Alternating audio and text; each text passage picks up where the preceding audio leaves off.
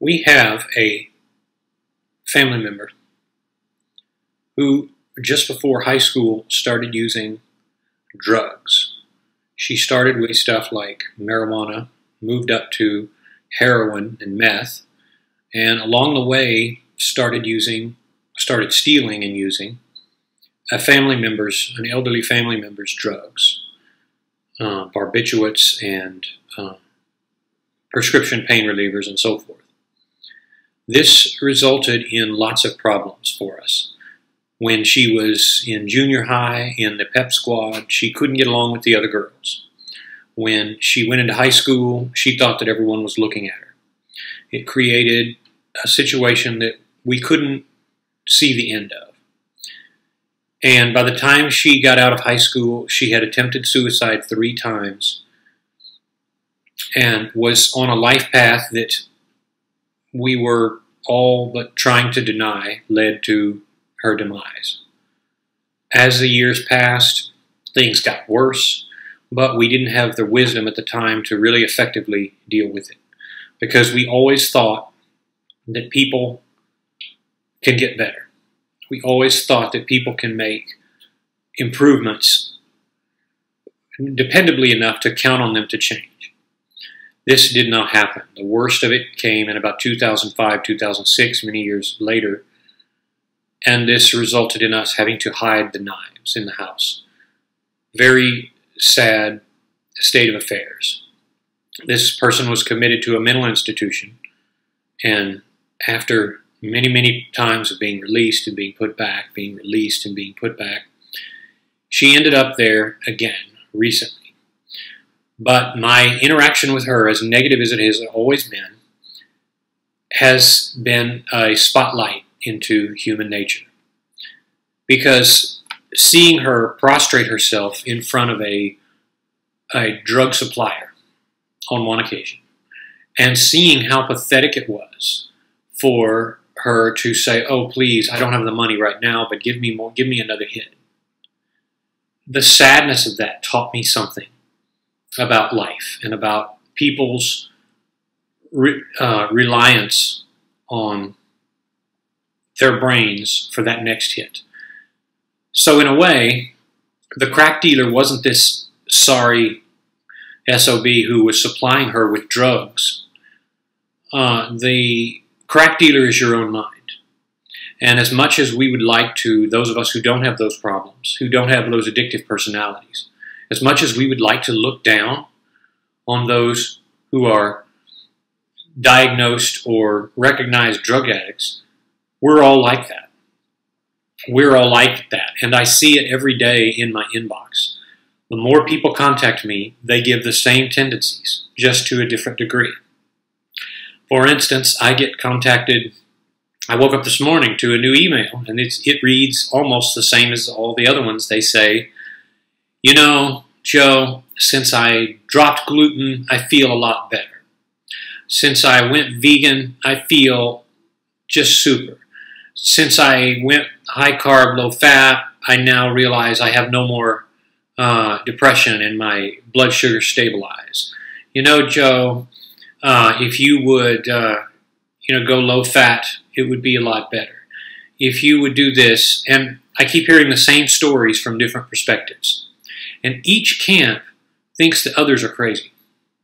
Each camp thinks the others are just way off. "You know, Joe, I did Atkins, and this is how I felt. You should do it too. You didn't do it long enough. Here's why. You had your bad experience, and here's what you could do to improve it." So I get lots of emails like that. But the thing that I see as time goes by, if I'm corresponding with any of them or working with any of them, I find that their story invariably changes. It changes to, "Oh, I've tried that. You know, it was great for the time, but I decided there was something else more fitting." And then I want to follow back up with, "Well, hey, it was so great. It was so great. Well, you were talking the world of it. Why didn't you continue with it?"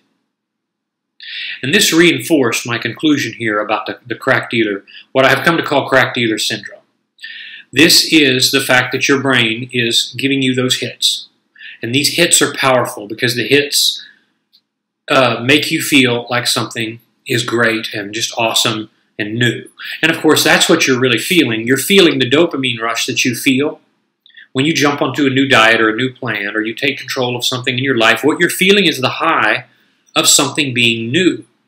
And that's a very good feeling because your brain rewards you with dopamine because you're moving forward. That's why you say, I have been needing to clean this house for so long, and I made myself go pick up a few towels, and so next thing you know, I was loading the dishwasher and the tub and the washing machine, like I just got through doing. And you feel really good.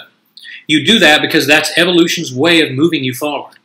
It's going to give you a boost, a productive boost when you need it.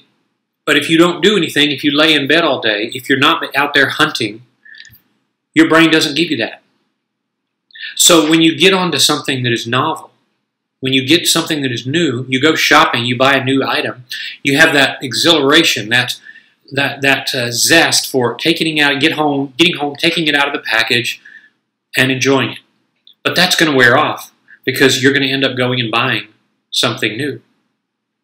And this also reminds me of the reform school I used to manage, where I got to see these young people who grew up in very bad homes. And what did they do? They got married at a young age. They go and they get married at 18, 19, or 16, sometimes 17, when they barely legally can.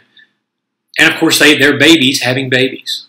And what do? They bring kids into this world they can't support, which I believe is the greatest wrong, but that's another story. What they fell in love with, they get divorced about 2 years or 6 months later or something really short, because they didn't have the wisdom to know that feeling of, ooh, this is right, between us, this is right, this is going to go away, and you're going to end up laying in bed together, you're going to end up farting around each other, you're going to end up dealing with all the ups and downs of life, but you don't have the wisdom to know that. You don't have the wisdom to see further than the anxiety, than the thrill of the hunt. This is why, folks, to bring it all home, if you can go through life and you can have that less dopamine attitude about things, if you can say, you know, this might be a good move, you're going to find that it's a better long-term decision. If you can go shopping and you can say, I might need this, I'm going to go ahead and buy it. You're going to find that the fact that you're less invested in it makes it a better purchase. And it's the same thing with dating. Some of the girlfriends recently I have had were girlfriends that it was not love at first sight. It was not, that's the one. Now, you can sit here and argue if that was the wrong or right thing, but I can look back and see reasons why the relationships ended that had nothing to do with incompatibility. They had to do with changes in life. I had a girlfriend move back to Florida because she needed to be with her mother who had a stroke, and we weren't able to stay together. That's better than, it wasn't working out, like you keep hearing. So, to wrap this up, watch out for crack dealer syndrome. Watch out for the fact that you're just getting a high from the fact that your brain is being compelled to zap you with a whole bunch of dopamine, and something feels new. Something feels good because it's the next thing. It's going to wear off. It is going to wear off. I've said, for those of you who are losing a lot of weight, you're going to ride your high for several years. But then eventually, life will go on. Eventually, you will move past what you were doing. That's why it's important to set habits and let the pattern do the work for you. I've talked about this before. Let the pattern do the work for you. Don't count on being excited every day. Don't count on getting up and feeling like $1,000,000. You will, especially for the first few months when you are die-hard long into your fasting.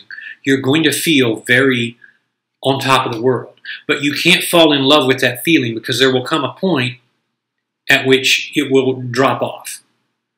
And then you're going to say, well, why am I even doing this?